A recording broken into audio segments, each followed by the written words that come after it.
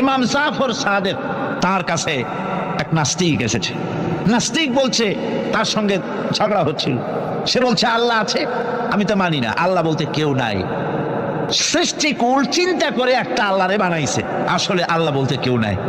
ইমাম জাফর সাদেক তাকে বললেন, আচ্ছা নাস্তিক, তোমার জীবনে কি এমন কোনো ঘটনা কখনো ঘটেছে যে তুমি সমুদ্রে চলে যাচ্ছিলে, সমুদ্র পথে চলেছ, আর সমুদ্রে তোমার জাহাজ ডুবি ঘটেছিল, বিশাল ঢেউয়ের মধ্যে পড়েছিলে, এমন কি কোনো ঘটনা জীবনে ঘটেছে? নাস্তিক কিছুক্ষণ চোখ বুজে থেকে বলল, হ্যাঁ, একটা সুন্দর কথা আপনি বলেছেন। আমার জীবনে আমি একবার সদাগরি জাহাজে সমুদ্র অভিযান করেছিলাম। মাঝ পথে প্রচন্ড ঢেউ সৃষ্টি হলো, ঢেউয়ের মুখে জাহাজটা ডুবে গেল। তারপর নাবিক সাথী সঙ্গী নিয়ে মনে করেছিলাম যে বেঁচে থাকবো। শেষ পর্যন্ত